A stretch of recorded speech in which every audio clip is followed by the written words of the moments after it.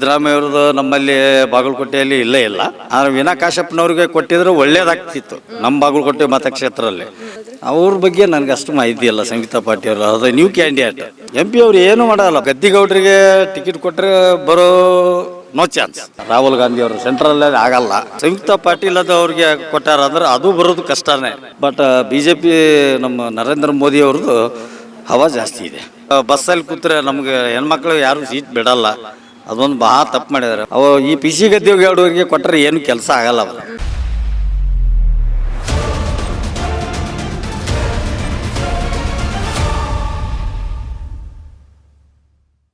MP ಯಾರಾದರೂ ಒಳ್ಳೇದು ಅಂತ ನಮ್ಮ MP ಅಂದ್ರೆ ನಾವು ಇಲ್ಲಿಯವರಲ್ಲ, ನಾವು ಬಾಗಲಕೋಟೆ ಮತಕ್ಷೇತ್ರದವರು. ಸರ್, ಹಾಗಾದ್ರೆ ಪ್ರಧಾನಿ ಯಾರಾದರೂ ಒಳ್ಳೇದು ಅನ್ಸುತ್ತೆ ನಿಮಗೆ? ಪ್ರಧಾನಿ ನಮ್ಮ ನರೇಂದ್ರ ಮೋದಿ ಅವರಾದರೂ ಇನ್ನೂ ಒಳ್ಳೆಯದು. ಯಾಕಂದ್ರೆ ಡೆವಲಪ್ಮೆಂಟ್ ಜಾಸ್ತಿ ಇದೆ ಮತ್ತು ಎಲ್ಲ ಸವಲತ್ತುಗಳನ್ನು ಜಾಸ್ತಿ ಮಾಡ್ತಾ ಇದ್ದಾರೆ. ರೋಡ್ ಆಗಲಿ, ಮೆಟ್ರೋ ಆಗಲಿ, ಟ್ರೈನ್ಗಳಾಗಲಿ, ಒಂದೇ ಮಾತ್ರ ಟ್ರೈನು ಸಾರ್ವಜನಿಕರಿಗೆ ಏನೇನು ಬೇಕು ಅನಾನುಕೂಲತೆಗಳನ್ನು ಎಲ್ಲನೂ ಅವರು ಸರಿಪಡಿಸ್ತಾ ಇದ್ದಾರೆ. ಆದರೆ ಆಯಾ ಮತಕ್ಷೇತ್ರದಲ್ಲಿ MPಗಳು ಕೆಲಸ ವರ್ಕ್ ಮಾಡ್ತಾ ಇಲ್ಲ. ಸರ್, ಮೋದಿಯವರು ಮಾಡ್ತಾ ಇದ್ದಾರೆ. ನಮ್ಮ ಮತಕ್ಷೇತ್ರ ಕೆಲಸಗಳು ಯಾವುವು ಆಗ್ತಾ ಇಲ್ಲ. ಜನರಿಗೆ ಫಸ್ಟ್ ಏನು ಬೇಕು, ಕುಡಿಯೋಕ್ಕೆ ನೀರು ಬೇಕು. ನೀರಿನ ಸವಲತ್ತುಗಳನ್ನು ಜಾಸ್ತಿ ಮಾಡಬೇಕು. ಲ್ಯಾಟ್ರಿನ್ನು, ಯೂರಿನ್ನು ಎಲ್ಲೆಲ್ಲಿ ಏನಿದೆ, ಯಾವ್ದಾವ್ದು ಅನಾನುಕೂಲ ಇದೆ ಅದನ್ನು ಫಸ್ಟ್ ಮಾಡ್ಬೇಕು. ಅದನ್ನು ಯಾರೂ ಮಾಡ್ತಾ ಇಲ್ಲ. ತಮ್ಮದು MLA ಆಗಲಿ MP ಇಲೆಕ್ಷನ್ ಆಗಲಿ, ಇಲೆಕ್ಷನ್ ಇದ್ದಾಗಷ್ಟ ನಮ್ಮ ಮತಕ್ಷೇತ್ರಕ್ಕೆ ಬಂದು ಕೈ ಮುಗೋದು, ನಮಗೆ ಓಟ್ ಹಾಕ್ರಿ, ನಮಗೆ ಓಟ್ ಹಾಕ್ತೀರಿ, ಹಾಕ್ತೀವಿ, ನಿಮಗೆ ಓಟ್ ಹಾಕ್ತೀವಿ. ಆದ್ರೆ ಆ ಓಟಿನ ತಕ್ಕ ನೀವು ಆ ಕೆಲಸ ಮಾಡಬೇಕು. ಮೋದಿಯವರು ಮೇಲೆ ಕುಂತವ್ರು ಎಷ್ಟು ಅಂತ ಒಬ್ಬರೇ ಅಂತ ಮಾಡಬೇಕು. ಅವ್ರು ಎಷ್ಟು ನೀವು ಅವ್ರ ಕೈ ಕೆಳಗಡೆ MPಗಳು ಇರ್ತಾರಲ್ಲ, ಎಲ್ಲರೂ ಸಹಕಾರ ಕೊಟ್ಟರೆ ಇನ್ನೂ ಅಷ್ಟು ನಮ್ಮದು ಭಾರತ ದೇಶ ಜಾಸ್ತಿ ಡೆವಲಪ್ಮೆಂಟ್ ಆಗುತ್ತೆ ಅಂತ ನನ್ನ ವಿಚಾರ. ರಾಹುಲ್ ಗಾಂಧಿ ಅವ್ರು ಯಾಕೆ ಆಗಬಾರ್ದು? ರಾಹುಲ್ ಗಾಂಧಿ ಅವರು ಆಗಬೇಕು ಅಂತ ಏನು ಇಲ್ಲ. ಅವ್ರು ಆಗೋದೂ ಇಲ್ಲ ಬಿಡ್ರಿ. ರಾಹುಲ್ ಗಾಂಧಿ ಅವರು ಸೆಂಟ್ರಲ್ಲೇ ಆಗಲ್ಲ, ಕೆಲಸ ಆಗಲ್ಲ. ಯಾಕಂದ್ರೆ ಅವೆಲ್ಲ 15-20 ವರ್ಷದಿಂದ ಆಳ್ಕೆ. ಈಗ 10 ವರ್ಷ ಪೀರಿಯಡಲ್ಲಿ ಮೋದಿಯವರು ಏನು ಆಳ್ಕೆ ಮಾಡ್ಯಾರ, ಅವರು 25 ವರ್ಷ ಗಂಟಲೆ ಆಳ್ಕೆ ಮಾಡ್ಯಾರ. ಇದಕ್ಕೆ ನೀವು ಕಂಪ್ಯಾರಿಸನ್ ಮಾಡಿ ನೋಡಿ. ಬಟ್ ಆದರೆ ಮೋದಿಯವ್ರ ತಕ್ಕ ಯಾರು ಮಾಡೋಕ್ಕಾಗಲ್ಲ. ಬಾಗಲಕೋಟೆಯಲ್ಲಿ PC ಗದ್ದಿಗೌಡರು ಇದ್ದಾರೆ. ಗದ್ದಿಗೌಡರು ನಮ್ಮ ಸಂಯುಕ್ತ ಪಾಟೀಲ್ ಅವರು ಇದ್ದಾರೆ. ಏನು ಅಭಿವೃದ್ಧಿ ಮಾಡಲ್ಲ.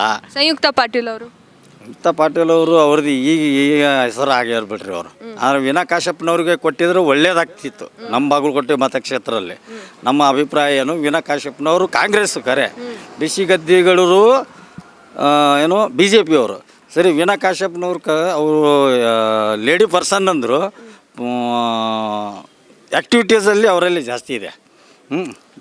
ಸಂಯುಕ್ತ ಪಾಟೀಲ್ ಅವ್ರ ಬಗ್ಗೆ ಹೇಳೋದಾದ್ರೆ, ಅವ್ರ ಬಗ್ಗೆ ನನಗೆ ಅಷ್ಟು ಮಾಹಿತಿ ಇಲ್ಲ. ಸಂಗೀತಾ ಪಾಟೀಲ್ ಅದು ನ್ಯೂ ಕ್ಯಾಂಡಿಡೇಟ್. ಆಮೇಲೆ ಆನಂದ ಗದ್ದಿಗೌಡರು ಅಂದರೆ ನಮ್ಮ ಸಿದ್ದು ನ್ಯಾಮಗೌಡ ಗದ್ದಿಗೌಡರು, ಅವ್ರು ಆನಂದ್ ಅವ್ರಿಗೆ ಕೊಟ್ಟರು ಪರವಾಗಿಲ್ಲ. ಯಾಕಂದರೆ ಹೆಂಗೆ ಏಜ್ ಇದೆ. ಈ PC ಗದ್ದಿಗೌಡರಿಗೆ ಕೊಟ್ಟರೆ ಏನು ಕೆಲಸ ಆಗಲ್ಲ. ಅವರು ಇಲ್ಲಿಂದ ಆರಿಸಿ ಬರ್ತಾರೆ, ಅವ್ರ ಮತ ಆರಿಸಿ ಬರ್ತಾರೆ. ಏನೋ ಒಂದು ಮೋದಿಯವ್ರ ಹೆಸರು ಮೇಲೆ ಆರಿಸಿ ಬರ್ತಾರೆ ಅಷ್ಟೇ. ಆರಿಸಿ ಬಂದರೆ ಅವರಿಂದ ಯಾವುದೂ ಅಭಿವೃದ್ಧಿ ಆಗಲ್ಲ. ನಮ್ಮೂರಲ್ಲಿ ಬಾದಾಮಿ, ಮಹಾಕೂಟ, ಐವಳ್ಳಿ, ಪಟ್ಟದಕಲ್ಲು ಮತಕ್ಷೇತ್ರದ ಅಲ್ಲೇ ಊರಲ್ಲಿದ್ದು ಅವರು ಅಲ್ಲಿ ಡೆವಲಪ್ಮೆಂಟ್ಗಳಿಲ್ಲ.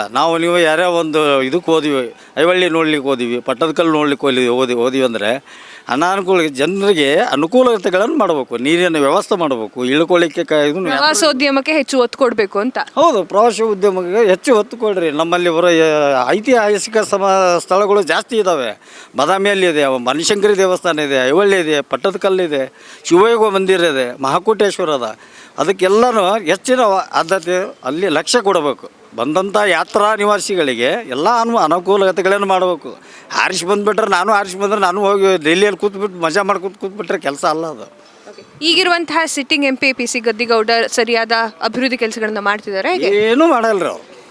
MP ಅವ್ರು ಏನೂ ಮಾಡಲ್ಲ. ಬಂದರೆ ನಮ್ಮ BJP ಮತಕ್ಷೇತ್ರದಲ್ಲಿ BJP ವೀರಣ್ಣ ಚಲಂತಿಯಮ್ಮಟ್ಟ ಅವರು ಬಂದರೆ ಮಾತ್ರ ಬಾಗಲಕೋಟೆ ಅಭಿವೃದ್ಧಿ ಒಳಗಡೆ. ಕಾಂಗ್ರೆಸ್ ಅವ್ರು ಬಂದರು, ಈಗ ಮೇಟಿ ಅವರು ಬಂದರು, ಅವರು ಆರಿಸಿ ಬಂದರು. ಏಜ್ ಬೇರೆ ಆಗಿದೆ, ಅವರಿಗೆ ಓಡಾಡೋಕ್ಕಾಗಲ್ಲ, ಕೆಲಸ ಮಾಡಬೇಕು ಅನ್ನೋರು.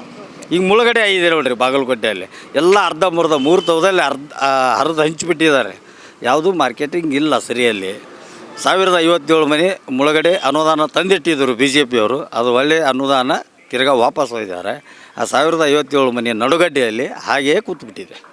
ಓಕೆ, ಅಲ್ಲಿನ ಒಂದು ಸಿಚುವೇಶನ್ ಹೇಗಿದೆ ಬಾಗಲಕೋಟೆಯಲ್ಲಿ ಇವಾಗ? ಎಲ್ಲ ಜನರು ಏನು ಹೇಳ್ತಿದ್ದಾರೆ? BJP ಅಂತ ಹೇಳ್ತಿದ್ದಾರಾ ಅಥವಾ ಕಾಂಗ್ರೆಸ್ ಅಂತ ಹೇಳ್ತಿದ್ದಾರೆ? ಇಲ್ಲ, BJP 90 ಗದ್ದಿಗೌಡರಿಗೆ ಟಿಕೆಟ್ ಕೊಟ್ಟರೆ ಬರೋ ನೋ ಚಾನ್ಸ್. ಆದರೆ ಮತ್ತು ಸಂಯುಕ್ತ ಪಾಟೀಲ್ ಅದು ಅವ್ರಿಗೆ ಕೊಟ್ಟಾರ ಅಂದ್ರೆ ಅದು ಬರೋದು ಕಷ್ಟನೇ. ಹೊಸ ಕ್ಯಾಂಡಿಡೇಟ್ಗೆ ಯಾರು ಕೊಡ್ತಾರೆ? ಕಷ್ಟ. ಯಾಕಂದ್ರೆ ಹೇಳ್ರಿ, BC ಗದ್ದಿಗೌಡರು ಅವ್ರ ಕಾಸ್ಟ್ ವೈಸ್ ಅಂದರೆ ಅವ್ರ ಮತಗಳು ಜಾಸ್ತಿ ಇದ್ದಾವೆ. ಅವರು BJP ಕ್ಯಾಂಡಿಡೇಟ್ಸ್ BC ಗದ್ದಿಗೌಡರು ಅವ್ರದ್ದು ಏನು ಕಾಸ್ಟ್ ವೈಸ್ ಐತಲ್ಲ, ಅವ್ರ ಮತಗಳು ಜಾಸ್ತಿ ಅದಾವೆ. ಆದ್ದರಿಂದ ಅವ್ರಿಗೆ ಕೊಟ್ಟರೆ ಅವರೇ ಬರ್ತಾರೆ, BJP ಅವರೇ ಬರ್ತಾರೆ. ಓಕೆ, ಮೋದಿ ಹವಾ ಜೋರಾಗಿ ನಡೀತಿದ್ಯಾ ಬಾಗಲಕೋಟೆಯಲ್ಲಿ ಅಥವಾ ಸಿದ್ದರಾಮಯ್ಯ ಅವ್ರ ಗ್ಯಾರಂಟಿ ಜೋರಾಗಿ ನಡೀತಾ ಇದೆಯಾ ಅಲ್ಲಿ? ಇಲ್ಲ, ಸಿದ್ದರಾಮಯ್ಯ ಅವ್ರದ್ದು ನಮ್ಮಲ್ಲಿ ಬಾಗಲಕೋಟೆಯಲ್ಲಿ ಇಲ್ಲೇ ಇಲ್ಲ. ಬಟ್ BJP ನಮ್ಮ ನರೇಂದ್ರ ಮೋದಿ ಅವ್ರದ್ದು ಹವಾ ಜಾಸ್ತಿ ಇದೆ. ಓಕೆ, ಸಿದ್ದರಾಮಯ್ಯ ಅವ್ರು ಕೊಟ್ಟಿರುವಂಥ ಗ್ಯಾರಂಟಿಗಳೆಲ್ಲ ಬಂದು ತಲುಪ್ತಾ ಇದೆಯಾ ನಿಮ್ಮ ಊರಿಗೆ? ಒಂದು ಎಲ್ಲ ತಲುಪ್ತಾ ಇದೆ ಬಿಡ್ರಿ ಮೇಡಮ್. ಏನು ಬೆಳಗ್ಗೆ ಬಸ್ಸಲ್ಲಿ ಕೂತ್ರೆ ನಮಗೆ ಹೆಣ್ಮಕ್ಳು ಯಾರೂ ಸೀಟ್ ಬಿಡಲ್ಲ. ಅದೊಂದು ಬಹಳ ತಪ್ಪು ಮಾಡಿದ್ದಾರೆ. ಮಾಡಬೇಕಾಗಿತ್ತು ನಾವು ಕಾಂಗ್ರೆಸ್ ಪಾರ್ಟಿಯವರೇ ಇರಲಿ, ಒಪ್ತೀನಿ. ಅವರು ಜೆಂಟ್ಸ್ಗೂ ಹಾಫ್ ಟಿಕೆಟ್ ಮಾಡಬೇಕಾಗಿತ್ತು, ಲೇಡೀಸ್ಗೂ ಹಾಫ್ ಟಿಕೆಟ್ ಮಾಡಬೇಕಾಗಿತ್ತು. ಇಷ್ಟು ಗೊಂದಲಗಳನ್ನು ಆಗ್ತಾ ಇದ್ದಿಲ್ಲ. ನಾವು ಎಲ್ಲೇ ಊರಿಗೆ ಹೋಗ್ಬೇಕಾದ್ರೆ ನಾವು ಟಿಕೆಟ್ ತೆಗಿಸ್ಕೊಂಡು ಜೆಂಟ್ಸ್ಗಳು ನಿಂತ್ಕೊಂಡು ಹೋಗ್ಬೇಕು, ಲೇಡೀಸ್ಗಳು ಕೂತ್ಕೊಂಡು ಹೋಗ್ತಾ ಇದ್ದಾರೆ. ಅದೊಂದು ಭಾಳ ಸಮಸ್ಯೆ ಆಗಿದೆ. ಅದನ್ನು ಪರಿಹಾರ ಮಾಡಬೇಕು. ಓಕೆ, BJP JDS ಮೈತ್ರಿ ಆಗಿದೆ. ಇದರಿಂದ ಏನಾದರೂ ಕಾಂಗ್ರೆಸ್ಗೆ ಕಷ್ಟ ಆಗುತ್ತಾ ಎಲೆಕ್ಷನ್ ಗೆಲ್ಲೋಕೆ? ಹೇಗೆ ಆಗುತ್ತೆ ರೀ? ಕಷ್ಟ ಆಗುತ್ತೆ. ಈಗ ನಮ್ಮ BJP ನರೇಂದ್ರ ಮೋದಿಯವರು 5 ಗ್ಯಾರಂಟಿಗಳನ್ನು ಕೊಟ್ಟಿದ್ದಾರೆ. ಅವು ಕರೆಕ್ಟಾಗಿ ಪರಿಪಾಲನೆ ಅವ್ರು ಮಾಡಿದಾರಪ್ಪ ಅಂತಂತಂದರೆ ಕಾಂಗ್ರೆಸ್ ಬರೋದು ಭಾಳ ಕಷ್ಟ ಆಗತ್ತೆ. ಭಾಳ ಕಷ್ಟ ಈ ಸತೆ. ಎಲ್ಲೇ ಮತಕ್ಷೇತ್ರ ಕಾಂಗ್ರೆಸ್ ಬರೋದು ಭಾಳ ಕಷ್ಟ ಇದೆ ಈ ಸತೆ. ನಿಮ್ಮ MLA ಚೆನ್ನಾಗಿ ವರ್ಕ್ ಮಾಡ್ತಿದ್ದಾರಾ? ಹೇಗೆ ಮಾಡ್ತಾ ಇದ್ದಾರೆ? MLA ಅವರು ಮಾಡ್ತಾ ಇದ್ದಾರೆ. ಉಲ್ಲಪ್ಪ ಮೇಟಿ ಅವರು ಏನೋ ಇದ್ದಾರಲ್ಲ, ಅವರು ಮಾಡ್ತಾ ಇದ್ದಾರೆ. ಮೇಟಿ ಅವರು ವರ್ಕ್ ಮಾಡ್ತಾಯಿದ್ದಾರೆ. ಸ್ವಲ್ಪ ಅವರು ಏಜ್ ಬೇರೆ ಆಗಿದೆಯಲ್ಲ, ಅವ್ರು ಕೆಳಗಡೆ ಸರ್ಚರ್ದವರು ಎಲ್ಲರೂ ಯಾವ್ಯಾವ ಏನು ಕೆಲಸ ಒಪ್ಪಿಸಿದಾರಲ್ಲ ಅವ್ನು ಮಾಡ್ತಾಯಿದ್ದಾರೆ. ಆದರೆ ಇನ್ನೇನು ಮುಳುಗಡೆ ಅದನ್ನೇ ಹೇಳಿದ್ನಲ್ಲ, ಅತಂತ್ರ ಹೆಂಗಾಗಿಬಿಟ್ಟಿದೆ ಅಂದರೆ ಬಾಗಲಕೋಟೆ ಮುಳುಗಡೆ ಸಂತ್ರಸ್ತರು ನಾವು.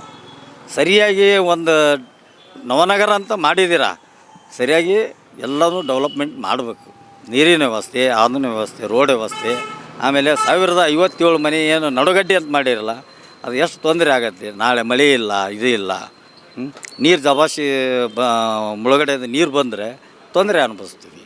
1057 ಮನೆ ಮೊದಲು ಅದನ್ನು ಏನೈತಿ BJP ಅವರು ಅದನ್ನು ತಲೆಯಲ್ಲೇ ತೊಗೊಂಡು ಆ ಕೆಲಸವನ್ನು ಮಾಡಬೇಕಂತ ನನ್ನ ಅಭಿಪ್ರಾಯ.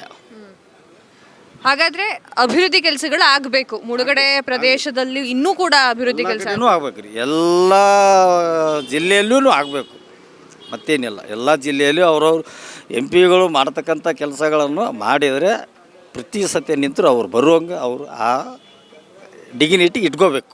ಓಕೆ ಸರ್, ಬಾಗಲಕೋಟೆಯಲ್ಲಿ ಎಲ್ಲ ಏನು ಹೇಳ್ತಾ ಇದ್ದಾರೆ? 28 ಕ್ಷೇತ್ರದಲ್ಲಿ ಎಷ್ಟು ಕ್ಷೇತ್ರವನ್ನು BJP JDS ಮೈತ್ರಿ ಗೆಲ್ಬೋದು, ಹಾಗೆ ಎಷ್ಟು ಕ್ಷೇತ್ರವನ್ನು ಕಾಂಗ್ರೆಸ್ ಗೆಲ್ಲುತ್ತೆ ಅಂತ ಹೇಳ್ತಿದ್ದಾರೆ?